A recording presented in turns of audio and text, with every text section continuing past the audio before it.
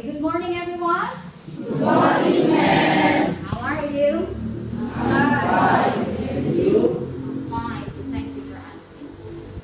Oke, untuk pagi ini saya mau mengajak kalian untuk membicarakan tentang keyakinan kelas. Ngerti nggak apa artinya keyakinan kelas itu? Ada yang tahu keyakinan kelas seperti apa? Gak ada ya? Oh, si Paul. Ya, silakan Paul. Apa itu keyakinan kelas menurut kamu, Paul? Seperti peraturan tetapi dengan cara tidak terpaksa. Seperti peraturan tapi dengan cara yang tidak terpaksa, gitu ya? Oke. Nah, kamu punya peraturan nggak di sekolah yang harus dituruti? Punya. Apa-apa saja peraturannya? Contohnya, coba sebutkan beberapa dulu peraturannya. Datang tepat waktu, apa lagi? Memakai pakaian rapi. Memakai pakaian seragam yang rapi dan lengkap, ya kan? Apa lagi? Kalau saat ujian misalnya, boleh nggak curang mencontek dari teman atau bikin contekan? Boleh nggak? Boleh ya. Nah, peraturan-peraturan itu kamu lakukan karena apa? Supaya nggak dihukum gitu? Iya. Supaya nggak dihukum aja ya. Pakaian yang lengkap supaya nggak dihukum. Supaya disiplin. Oke, kata si Natania supaya disiplin katanya. Nah sekarang tadi kan sudah bilang keyakinan kelas yang mau kita bicarakan sekarang. So I need to tell you this, everyone. Keyakinan kelas itu sebenarnya mirip sekali dengan peraturan-peraturan yang kita tahu di sekolah kita ini. Di kelas kita inilah secara khusus. Tapi ada sedikit bedanya. Keyakinan dari kata dasar apa itu? Kata dasarnya apa keyakinan? Yakin. Nah, jadi kalau keyakinan kelas, kita memiliki sebuah rasa keyakinan atau kepercayaan di dalam hati kita bahwa sesuatu itu kita lakukan untuk kebaikan kita. Karena kita merasa, oh ini perlu untukku, perlu saya lakukan. Nah misalnya nih, kamu sekarang sedang menggunakan masker. Enak nggak pakai masker menurut kalian? Sesak ya, nggak nyaman bernafas kan? Tapi kita harus memakai ini. Apakah kalian terpaksa atau karena ada keyakinan kalian? Apa keyakinan kalian dengan menggunakan masker sekarang? Coba satu orang dulu. Kenapa harus menggunakan masker? Coba satu orang. Nathanael mungkin. Nathanael kenapa? Agar terhindar dari virus corona yang sekarang merebak di seluruh penjuru dunia ini. Jadi supaya kita nggak terkena, iya kan? Supaya kita selamat, iya kan? Itu karena ada keyakinan kita supaya kita selamat. Nah, kalau misalnya kamu menggunakan sepeda motor, siapa yang bisa bawa sepeda motor di sini? Nah, kalau kamu bawa sepeda motor pakai helm nggak? Enggak. Ada yang pakai helm nggak kalau pakai sepeda motor? Ada, tapi jarang. Kenapa seseorang itu harus menggunakan helm saat menggunakan sepeda motor? Supaya menjaga keselamatan kita kan? Kita kan nggak pernah tahu bakalan kecelakaan atau seperti apa kan? Nah kalau misalnya terjadi kecelakaan, maka kepala kita sudah selamat dulu. Ini kan penting untuk dilindungi ini kan, kepala kita ini kan. Itu bukan karena takut polisi atau karena apa, tapi karena kita punya keyakinan supaya kita terhindar dari hal-hal yang tidak kita harapkan, kita tidak inginkan. Nah sekarang kita kembali lagi ke keyakinan kelas kita. Sekarang saya mau kita mendiskusikan keyakinan kelas.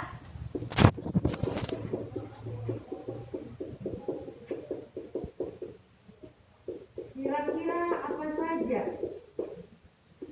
yang kita yakini, hal-hal baik yang harus kita jaga, yang harus kita lakukan di kelas kita sekarang ini. Ayo, coba. Ada yang mau menyumbangkan sarannya? Ayo silakan. bisa tampung aja dulu semua. Ada? Apa kira misalnya? Coba Renata. Datang tepat waktu. Baik. Saya tulis dulu ya. Datang tepat waktu. Apa lagi?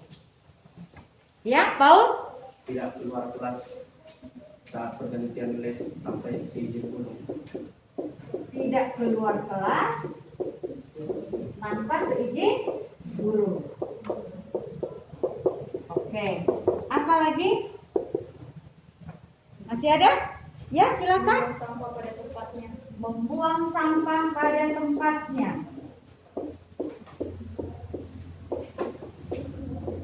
Ini masih 3. Ada banyak sekali keyakinan-keyakinan yang bisa kita lakukan di kelas kita. Ada lagi? Ayo. Ya, silakan Juan. Melaksanakan piket sesuai jadwal.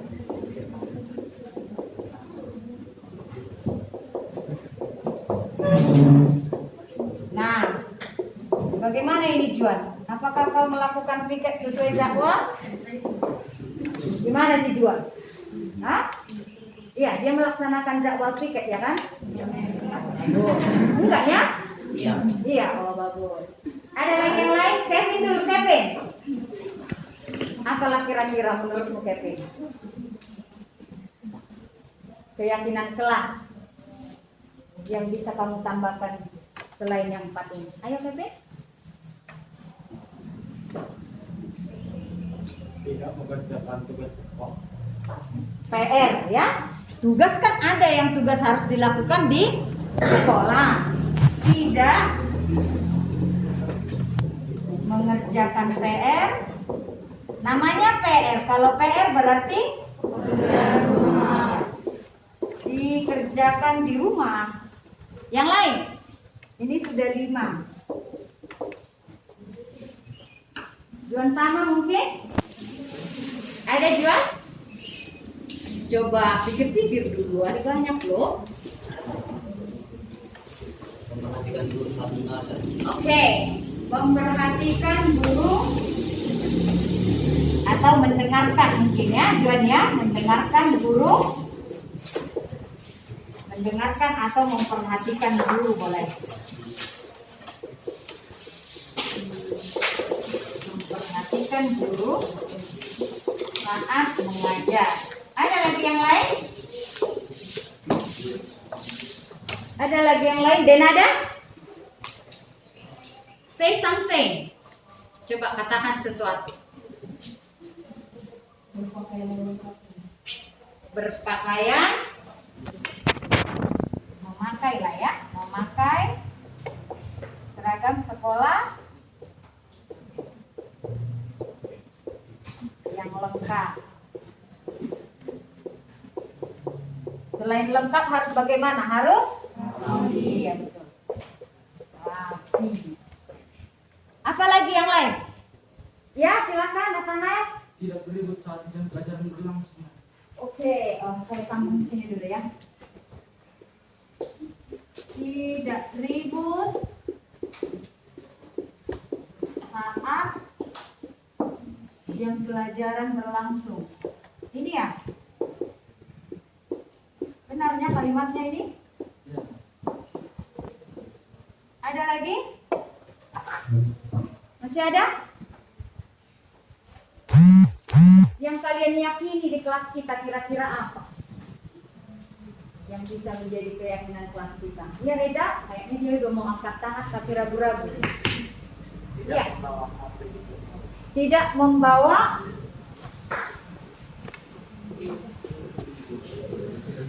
membawa HP ke sekolah. Nyatanya si Reza kemarin bawa HP dan bikin sensasi. Katanya ya handphonenya hilang. Iya kan? Iya dia bikin drama semalam itu. Oke ada lagi? Mungkin satu lagi yuk. Satu lagi? Oh ya Anissa. Menjaga fasilitas sekolah. Menjaga menjaga fasilitas. Kira-kira fasilitas sekolah itu apa saja nih Pak? Kursi, meja, apa lagi? Sapunya dijaga biar nggak rusak ya, biar nggak patah. Apa lagi? Oke, buku-bukunya dirawat, kemudian toiletnya juga. Toilet itu termasuk fasilitas kan? Ya kan? Dijaga, dirawat, dibersihkan, seperti itu. Oke, baik. Jadi ada 10 ini yang sudah kita buat keyakinan kelasnya. Ada 10. Tapi coba dengarkan saya baik-baik. Lihat dulu dari poin 1 sampai poin 10 yang kalimatnya negatif. Nomor berapa coba? Poin berapa? 2, 5,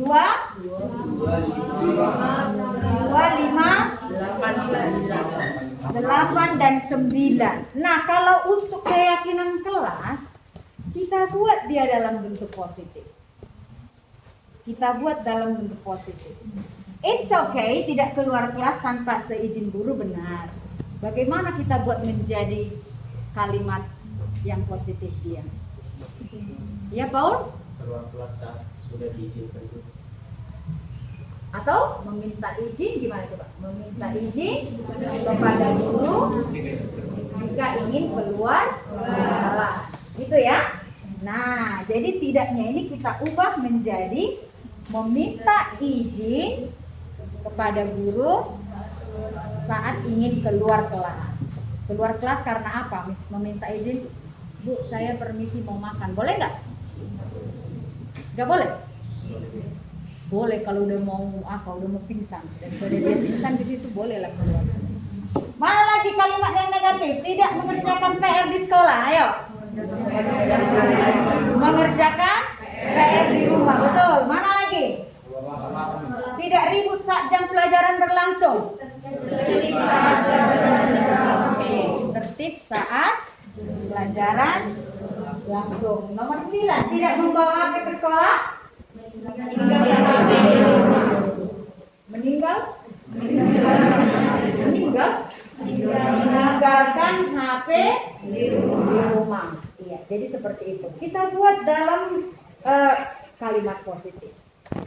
Nah, sekarang kita akan menuliskan keyakinan-keyakinan kelas ini. Kira-kira dari 10 poin ini kita ambil saja 5 sampai 7. Mana yang menurut kita yang akan kita lakukan di kelas kita? Mana?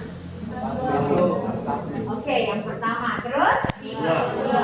Ya, benar. Lalu? 3, 4, 7. Yang mana? Yang ini ya. Ini kenapa nggak kalian pilih? Karena kalian nggak mau mendengarkan dulu. Ini, ya kan? Terus 1, 2, 3, 4, 5. Oke, 7. Lalu ke 10, 8. Ada berapa jadinya? Oh, ada 7. Oke, nggak apa-apa. Jadi 7 keyakinan kelas kita ini, ayo kita baca sama-sama dulu. Yang mana yang saya lingkar ya? Ayo, 1, 2, 3, ya. Jangan tepat waktu. Tidak keluar. Tadi gimana kalimatnya tidak keluar itu? Meminta izin pada guru saat ingin keluar kelas. Ya, terus. Membuang sampah pada tempatnya. Ya, lanjut. Melaksanakan piket sesuai jadwal. Ya, lanjut. Mendengarkan ayat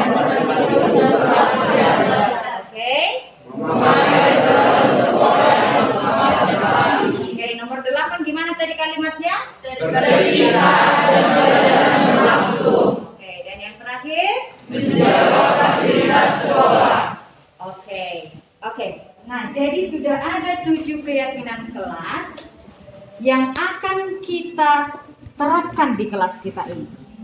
Nanti itu akan kita buat di kertas karton, lalu kita tempel di sini supaya saat kita masuk ke kelas kita ingat, oh ini adalah keyakinan kelas yang kita buat bersama. Sayakah yang membuatnya tadi? Bukan. Itu kan kita tadi curah pendapat. Kamu memberikan pendapat lalu saya tulis dan kita diskusikan, itulah yang menjadi keyakinan kelas kita. Oke? Nah, sekarang kita akan menuliskannya di kertas ini supaya bisa menjadi sesuatu yang harus kita ingat dan kita renungkan di setiap hari kita masuk sekolah. Oke.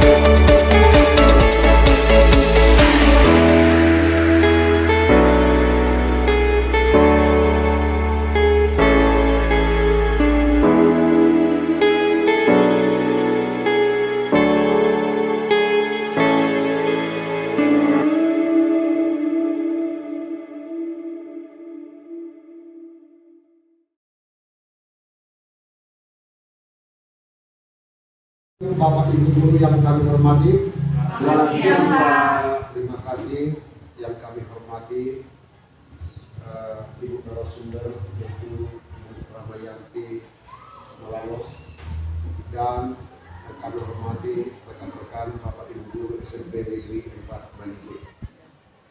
Adapun kegiatan kita pada siang hari ini yaitu kegiatan sesi berbagi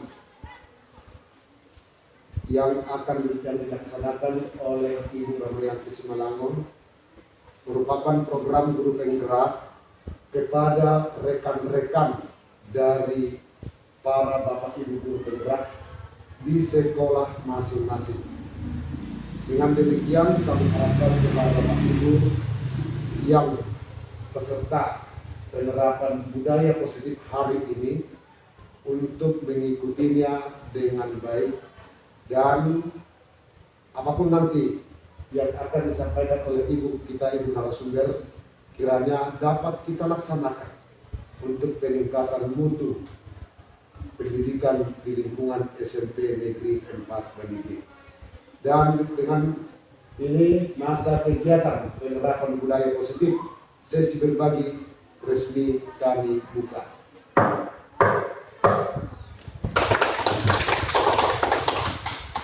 Ya, saya persilakan kepada Ibu Ramayanti Simalungun untuk melanjutkan kegiatan. Terima kasih.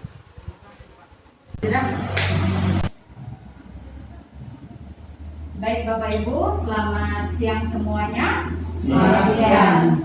Sebelumnya saya mengucapkan terima kasih untuk kehadiran Bapak Ibu sudah bersedia untuk ikut di sesi berbagi ini. Saya mohon maaf sebelumnya. Saya berdiri di depan ini bukan karena saya sudah pintar atau apa, tapi ini hanya sekedar untuk berbagi, membagikan apa yang sudah saya dapatkan selama mengikuti program guru penggerak. Jadi untuk kali ini saya akan membagikan tentang penerapan budaya positif, khususnya di sekolah. Baik Bapak Ibu, dimulai dari poin yang pertama, adanya perubahan paradigma. Untuk membangun budaya yang positif, sekolah perlu menyediakan lingkungan yang positif, aman dan nyaman agar murid-murid mampu berpikir, bertindak, dan mencipta dengan merdeka, mandiri, dan bertanggung jawab. Salah satu strategi yang perlu ditinjau ulang adalah bentuk disiplin yang dijalankan selama ini di sekolah-sekolah kita. Nah, Bapak Ibu, kalau kita dengar kata disiplin, kira-kira apa yang datang ke pikiran Bapak Ibu sekalian? Kata disiplin. Pasti tentang peraturan-peraturan yang banyak yang harus dilaksanakan. Begitu kan, Bapak Ibu? Nah, jadi sebenarnya aturan-aturan yang ada yang harus diikuti. Dan kalau tidak diikuti kira-kira bagaimana? Nah, itu Kak yang dimaksud dengan disiplin Bapak Ibu. Kita akan lihat selanjutnya. Dr. William Glasser dalam Control Theory meluruskan beberapa miskonsepsi tentang kontrol. Jadi ada beberapa persepsi, ya, ada beberapa konsepsi yang ada di otak kita selama ini yang sebenarnya salah tentang teori kontrol. Yang namanya teori kontrol seperti apa? Apakah kita memang bisa mengontrol anak-anak itu sepenuhnya? Ataukah anak-anak itu memang harus mengikuti apa yang kita katakan? Kita akan lihat lagi apa saja miskonsepsi tentang kontrol itu. Yang pertama adalah ilusi guru mengontrol murid. Nah, kalau kita menyuruh anak-anak, misalnya saya adalah guru bahasa Inggris, lalu saya menyuruh anak-anak ini untuk mengerjakan atau membuat sebuah cerita dalam bahasa Inggris. Ternyata dia nggak menyukainya. Tapi saya memaksa dia mau melakukan itu. Kita berpikir, oh, saya bisa mengontrol kamu. Ternyata ini adalah sebuah miskonsepsi. Oke, boleh anak itu mengiyakan saat kita menyuruh dia mengerjakan itu, tapi nggak selamanya dia bisa ada di bawah kontrol kita. Karena suatu saat dia akan menolak kalau memang itu bukan yang menjadi kebutuhan anak tersebut. Jadi ini salah satu miskonsepsi, ya, ilusi guru mengontrol murid. Oke, lanjut. Ilusi bahwa semua penguatan positif efektif dan bermanfaat. Kadang kita merasa apa yang kita sampaikan itu untuk penguatan positif kepada anak-anak, tapi kita nggak tahu sebenarnya si anak tersebut memang membutuhkan itu atau enggak. Kadang yang kita anggap positif, kita sampaikan ke anak, kita merasa ini sudah benar, tapi ternyata belum, Bapak Ibu. Itu salah satu miskonsepsi juga. Lanjut. Ilusi bahwa kritik dan membuat orang merasa bersalah dapat menguatkan karakter. Saya pribadi, saya sering melakukan ini.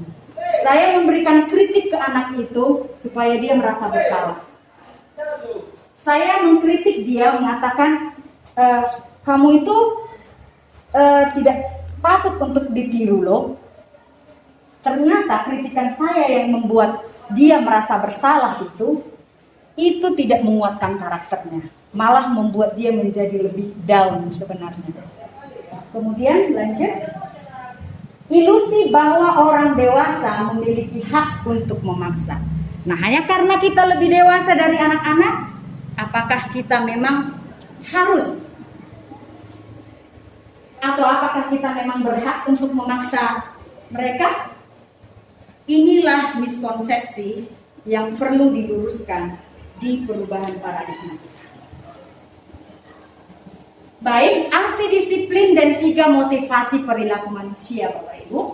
Pemikiran Ki Hajar Dewantara sejalan dengan pandangan Guy Gossen yang menyatakan bahwa Arti dari kata disiplin itu berasal dari kata Latin yang disiplina, yang artinya belajar. Jadi kalau kita tadi bilang disiplin itu berupa peraturan-peraturan, ternyata bukan, Bapak Ibu. Disiplin itu artinya belajar. Jadi kata disiplin juga berasal dari akar kata yang sama dengan disciple. Dalam bahasa Inggris disciple itu artinya murid atau pengikut. Untuk menjadi seorang murid atau pengikut, seseorang harus paham betul alasan mengapa mereka mengikuti suatu aliran atau ajaran tertentu.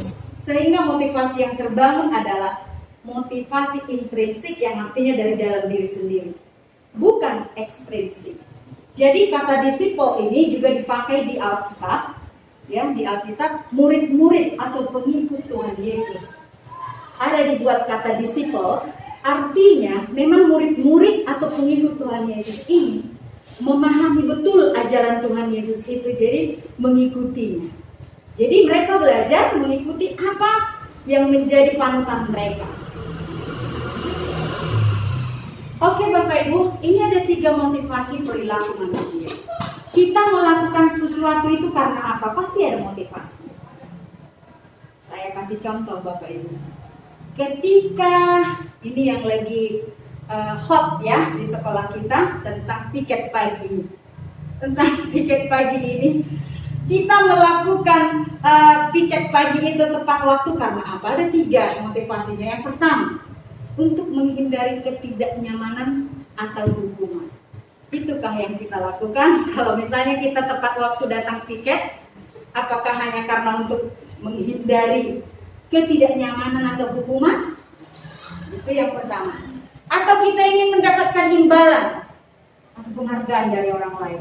Kita melakukan itu, kita cepat-cepat datang piket ini. Seperti sekarang 6:30 harus tiba di sekolah.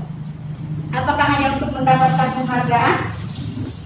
Atau yang ketiga, untuk menjadi orang yang mereka inginkan dan menghargai diri sendiri dengan nilai-nilai yang mereka percaya. Ini ada motivasi yang ketiga ini, motivasi perilaku manusia yang ketiga ini datangnya dari dalam diri sendiri. Yang artinya kita percaya yang kita lakukan itu pasti untuk kebaikan, seperti itu. Itu untuk motivasi yang ketiga. Jadi Bapak Ibu boleh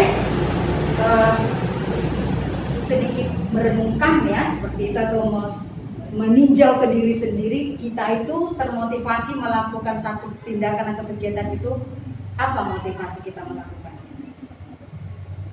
Ya, lanjut.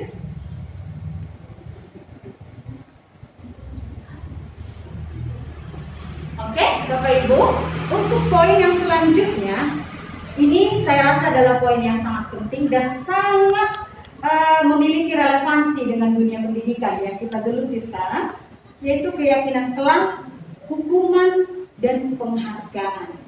Jadi keyakinan kelas, Bapak Ibu, seperti yang sudah kami lakukan di kelas 9G. Jadi istilah keyakinan kelas ini sebenarnya mungkin sudah kita lakukan, tapi istilahnya bukan keyakinan kelas yang kita pakai. Sebenarnya keyakinan kelas itu seperti apa? Kita lihat dulu. Kita kalau mau membentuk keyakinan kelas, jadi seperti kesepakatan-kesepakatan yang harus kita ikuti di kelas kita sendiri. Misalnya nih, saat kita mau membuat keyakinan kelas, kita lihat dulu pembentukannya seperti apa. Keyakinan kelas dia bersifat lebih abstrak daripada peraturan yang lebih rinci dan konkret. Jadi dia bersifat lebih abstrak. Terus yang kedua, keyakinan kelas berupa pernyataan-pernyataan universal. Yang ketiga, pernyataan keyakinan kelas senantiasa dibuat dalam bentuk positif. Nah, kalau mungkin Bapak Ibu berpikir keyakinan kelas kayak mana maksudnya? Jadi kalau keyakinan kelas, misalnya gini, seperti di kelas 9D kami sudah membuat tidak keluar kelas tanpa seizin guru. Itu kalimat negatif atau positif Bapak Ibu? Tidak keluar kelas. Positif. Kalimat, bentuk kalimatnya apakah positif atau negatif? Negatif. Negatif ya, negatif. Nah, kalau di kesepakatan atau keyakinan kelas itu harus senantiasa dibuat dalam bentuk positif. Jadi bisa kita ubah, tidak keluar kelas tanpa seizin guru. Nah, kalau kita mau ubah ke bentuk positif, gimana? Kalau keluar kelas harus seizin guru. Iya benar Bapak Ibu. Atau meminta izin kepada guru jika ingin keluar kelas. Nah, seperti itu. Jadi kita buat dalam bentuk positif dia kata-katanya. Seperti sebenarnya seperti peraturan juga, tapi ini lebih karena keyakinan kita itu akan mendatangkan kebaikan seperti itu untuk kelas itu. Langsung kita lanjut ke poin yang keempat. Keyakinan kelas hendaknya tidak terlalu banyak sehingga mudah diingat dan dipahami oleh semua warga kelas. Ini saya yakin cukup jelas.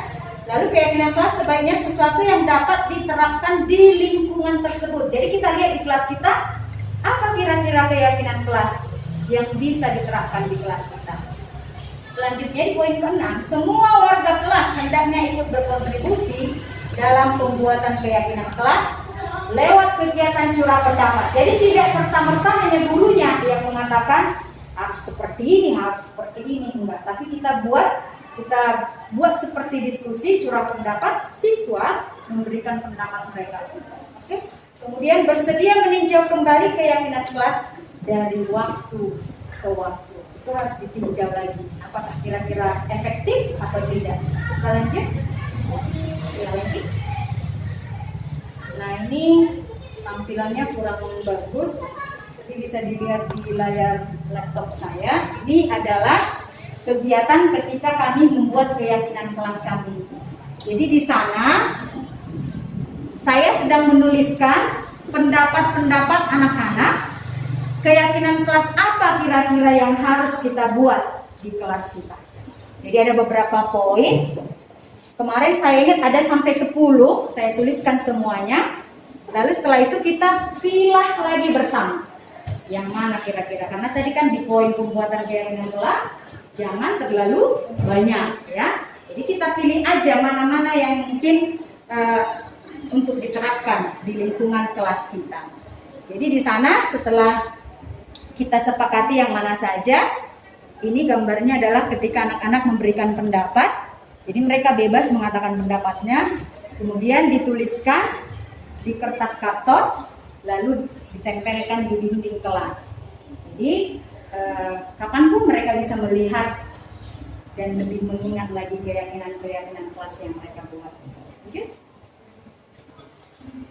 Nah, apa gunanya membuat keyakinan kelas itu Bapak Ibu? Jadi ada nilai-nilai kebajikan yang diterima secara universal lepas dari latar belakang budaya, bahasa, suku, maupun agama, berupa hal-hal seperti ada keadilan, nilai keadilan ada di keyakinan kelas itu, nilai kehormatan, peduli, integritas, kejujuran, pelayanan, keamanan, kesabaran, tanggung jawab, mandiri, berprinsip, keselamatan, kesehatan, dan masih banyak lagi nilai-nilai kebajikan universal lain. Kita coba main-main dulu sebentar dengan beberapa kalimat berikut ini. Oke Bapak Ibu, coba Bapak Ibu sekarang tentukan jawaban Anda. Poin yang pertama, mengembalikan barang ke tempatnya. Kira-kira nilai kebajikan apa yang ada di sini? Coba dibuka lagi tadi, back dulu. Tadi, ya ini. Mengembalikan barang pada tempatnya. Dari nilai-nilai kebajikan ini, yang mana lagi kira-kira Bapak Ibu? Kemana lagi? Apakah ke keadilan? Tanggung jawab, iya benar. Tanggung jawab. Lagi? Coba lihat lagi. Iya, jadi boleh sebenarnya lebih dari satu ya nilainya. Dilarang mengganggu orang lain. Kenyamanan. Boleh, kenyamanan. Oke, terus apakah boleh nilai kebajikan keselamatan kira-kira? Boleh. Bisa ya. Terus hadir di sekolah 15 menit sebelum pembelajaran dimulai. Ini berupa nilai kebajikan apa? Integritas, oke. Tanggung jawab boleh? Tanggung jawab bisa ya. Dilarang melakukan kekerasan, keamanan, keselamatan, ya. Dilarang menggunakan narkoba. Kesehatan, betul. Keselamatan juga mungkin bisa ya, keselamatan. Bergantian atau menunggu giliran, Bapak Ibu? Disiplin. Bergantian atau menunggu giliran? Boleh, disiplin. Dilarang merokok? Kesabaran juga oke. Jadi mengantri ini keselamatan, gunakan masker, kesehatan dan keselamatan. Berjalan di kelas dan koridor, kenyamanan. Oke, terima kasih Bapak Ibu. Kemudian kita lanjut dengan hukuman, sanksi dan atau konsekuensi dan restitusi. Nah, saya bisa dibilang pengalaman saya masih jauh di bawah Bapak Ibu sekalian. Tetapi kalau dikaitkan dengan hukuman, mungkin saya sudah sering menghukum anak-anak. Jadi tidak bisa dipungkiri, pasti kita pernah menghukum anak-anak, mau baik itu secara verbal atau non verbal, pasti kita sudah pernah melakukan itu. Nah, kita akan lihat dulu hukuman itu sebenarnya perlu atau tidak. Next. Nah, Bapak Ibu, hukuman, sanksi atau konsekuensi, kita hanya memilih ini dulu. Apakah ini merupakan hukuman atau sanksi? Ini, membersihkan WC sekolah karena mematahkan pensil kawannya. Menurut Bapak Ibu, ini hukuman kan? Atau sanksi? Atau konsekuensi? Sanksi.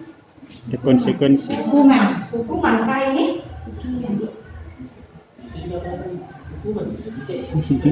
Konsekuensi biasanya sesuatu terjadi kepada dia karena apa yang dilakukannya, kan itu ya kalau konsekuensi. Jadi ini membersihkan WC sekolah karena mematahkan pensil kawannya. Atau kita lihat dulu mungkin kalimat yang lain supaya kita bisa lebih jelas memahami apa bedanya hukuman dengan sanksi atau konsekuensi.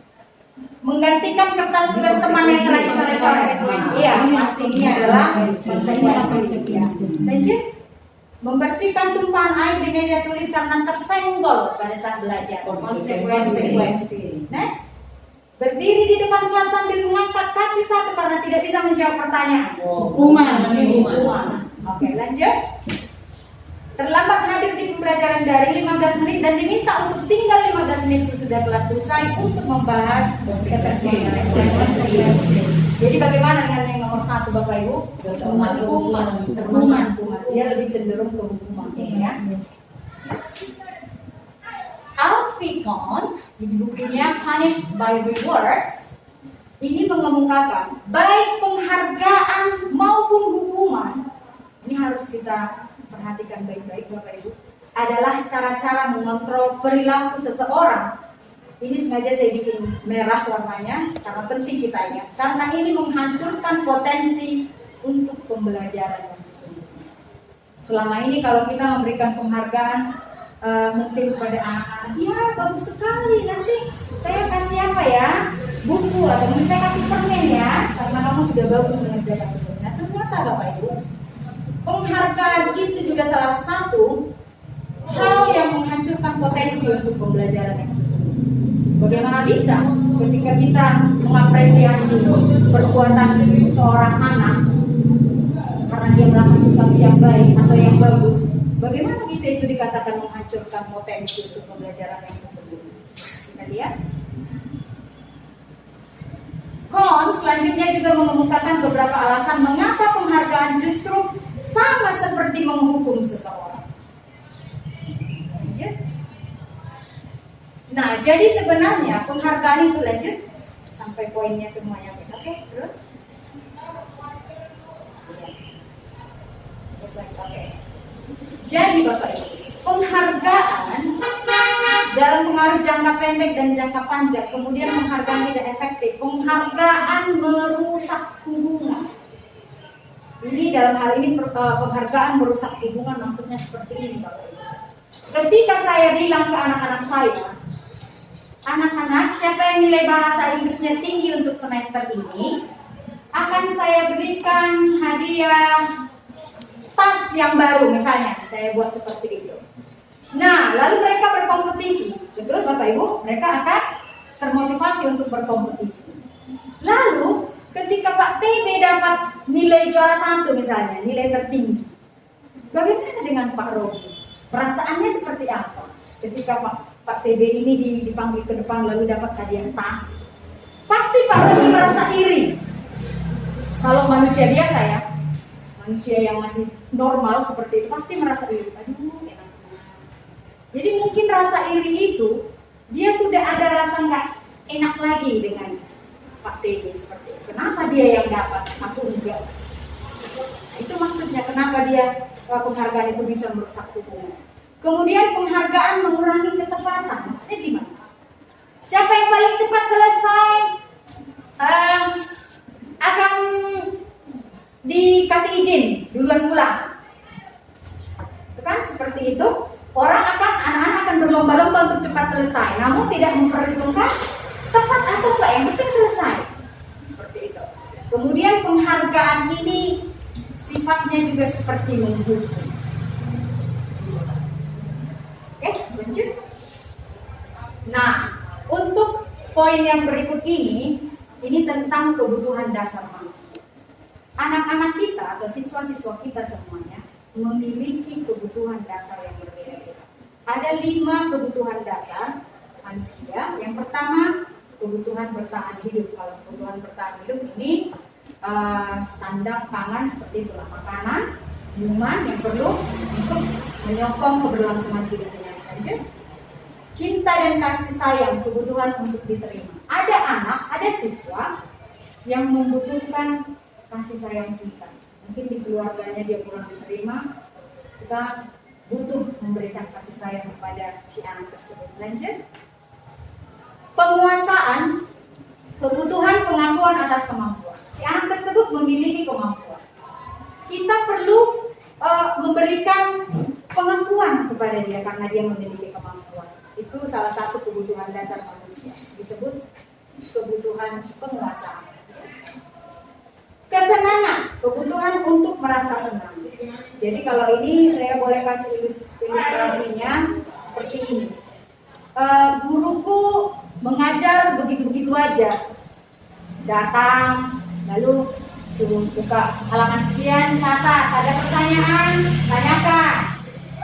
Nah, begitu-begitu aja. Padahal dia ini ada rasa senang, ada rasa excited ketika belajar. Mungkin harus ganti-ganti metode pembelajaran dulu. Jangan monoton seperti itu. Itu menjadi salah satu kebutuhan dasar anak-anak kita. Terus ada juga kebebasan, kebutuhan akan pilihan ya. Jadi anak-anak juga membutuhkan kebebasan. Ketika si anak misalnya tidak begitu menyukai mata pelajaran matematika, kita tidak boleh memaksanya. Mungkin dia lebih berpotensi atau dia lebih tertarik, lebih berminat di penjas misalnya, kita harus memberikan mereka kebebasan. Ini 5 kebutuhan dasar manusia. Oke, lanjut untuk poin selanjutnya. 5 posisi kontrol Bapak Ibu. 5 posisi kontrol. Kita mau lihat posisi kita sudah ada di mana. Coba lihat yang pertama. Poin yang pertama, posisi penghukum. Nah, kalau yang penghukum gimana? Seorang penghukum bisa menggunakan hukuman fisik maupun verbal. Saya akui saya sering melakukan itu. Ketika kita sudah lelah, kita merasa stuck atau seperti sekarang ini kita belum gajian, ya kan? Mungkin sasarannya ke anak-anak. Ketika dia ribut, kita akan bilang, nggak ada otakmu ya, ribut aja kau dari tadi. Itu tipe penghukum. Atau mungkin sedikit-sedikit kalau dia ngomong dengan temannya langsung kita panggil, kita libas kakinya seperti itu juga penghukum fisik dan verbal. Selanjutnya, tipe pembuat orang merasa bersalah. Jadi pada posisi ini, gurunya bersuara lembut Bapak Ibu. Saya juga sering melakukan ini. Saya bilang begini, saya panggil, kamu gak kasihan sama orang tuamu? Orang tuamu udah susah payah bekerja di ladang, tapi kamu gak mau belajar dengan baik. Lembut memang suaranya, gak kasar, enak didengar suaranya ini. Tapi anak itu tadi merasa bersalah. Dia merasa bersalah dengan apa yang dia lakukan. Jadi ketika dia merasa bersalah, seperti yang saya sampaikan di awal, dan sebenarnya bukan untuk menguatkan karakter. Dia malah menjadi mungkin tidak memiliki kepercayaan diri lagi. Oke, lanjut. Ada yang memiliki posisinya di posisi teman. Guru pada posisi ini tidak akan menyakiti murid, namun akan tetap berupaya mengontrol murid melalui persuasi, jadi melalui bujukan-bujukan. Ya, kemudian lanjut. Ya, ada yang di posisi monitor atau pemantau. Jadi ini memonitor, guru memonitor, mengawasi. Jadi pada saat kita mengawasi, kita bertanggung jawab atas perilaku orang-orang yang kita awasi. Diawasi seperti apa? Tetap ada catatannya. Jadi dengan menggunakan sanksi dan konsekuensi, kita dapat memisahkan hubungan pribadi kita dengan murid. Sebagai seseorang yang menjalankan posisi pemantau. Jadi kita pantau anak-anak kita. Kemudian yang terakhir adalah posisi manajer. Ya, manajer.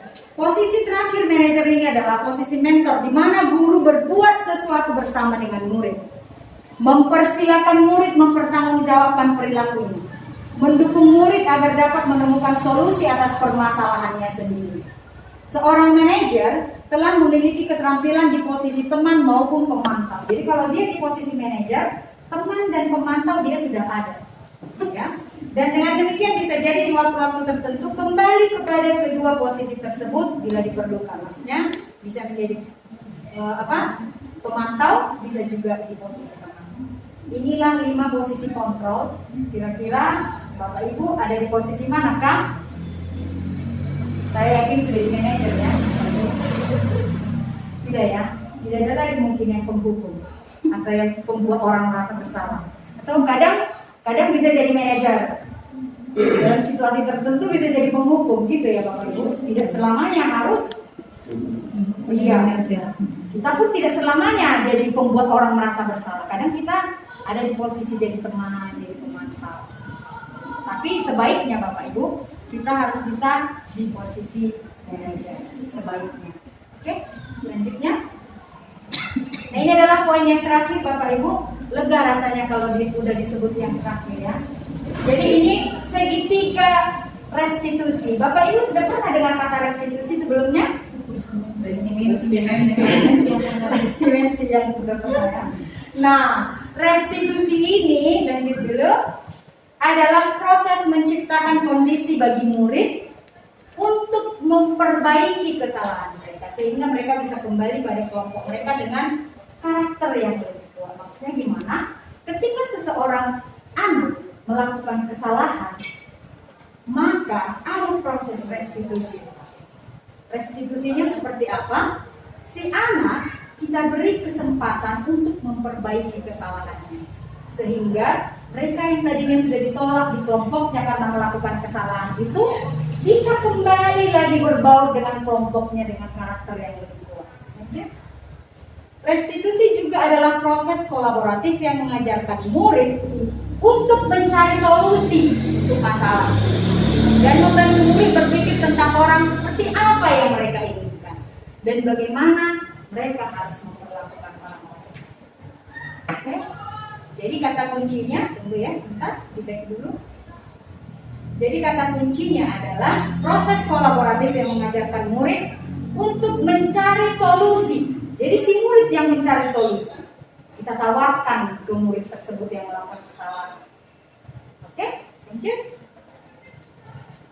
Ini ciri-ciri restitusi Bapak Ibu, boleh dilihat. Restitusi bukan untuk menebus kesalahan, tapi untuk belajar dari kesalahan. Jadi untuk memperbaiki, bukan menebus. Ya, jadi restitusi bisa memperbaiki hubungan. Seorang anak yang bertengkar dengan anak yang lain, pasti hubungannya menjadi tidak baik. Tetapi ketika sudah ada proses restitusi, hubungan mereka akan menjadi kembali membaik. Jadi, restitusi adalah tawaran Bapak Ibu, bukan paksaan. Jadi kita kembalikan ke anak tersebut. Kita tawarkan, sebaiknya bagaimana? Biar anak itu yang memberikan solusi untuk masalahnya sendiri. Tapi tetap harus kita kontrol juga ya. Lanjut. Restitusi menuntun untuk melihat ke dalam diri. Ini penting kita tahu. Lanjut. Restitusi mencari kebutuhan dasar yang mendasari tindakan. Tadi kebutuhan dasar itu ada 5 kebutuhan dasar. Kebutuhan mana yang mendasari tindakan yang melakukan tersebut? Lanjut. Restitusi diri adalah cara yang paling baik. Oke? Ini diri sendiri ya. Lanjut. Restitusi fokus pada karakter, bukan tindakan. Jadi karakter anaknya yang menjadi fokus, bukan tindakan. Ya, restitusi menguatkan. Ya. Restitusi fokus pada solusi. Terus restitusi mengembalikan murid yang berbuat salah pada kelompoknya. Ini seperti yang saya sebutkan tadi. Jadi dia sudah percaya diri lagi untuk kembali ke teman-teman, ke kelompok. Oke, terus? Ya, ini slide yang terakhir Bapak Ibu. Segitiga restitusi. Jadi saya buat seperti ini, segitiga seperti ini. Jadi yang pertama Bapak Ibu, ketika seorang siswa melakukan kesalahan, maka kita validasi dulu tindakan yang salah. Seorang siswa melakukan kesalahan, kita validasi dulu. Kita mengatakan, kamu tentu punya alasan mengapa melakukan itu. Kenapa kamu melakukan itu? Nah, jadi kita perlu memvalidasi dulu. Dia tahu nggak? Kemudian dilanjutkan dengan menanyakan keyakinan. Keyakinan kelas apa yang telah kita sepakati? Nah, kamu melanggarnya. Kenapa? Kamu tahu kan apa keyakinan kelas kita? Kenapa kamu melanggarnya?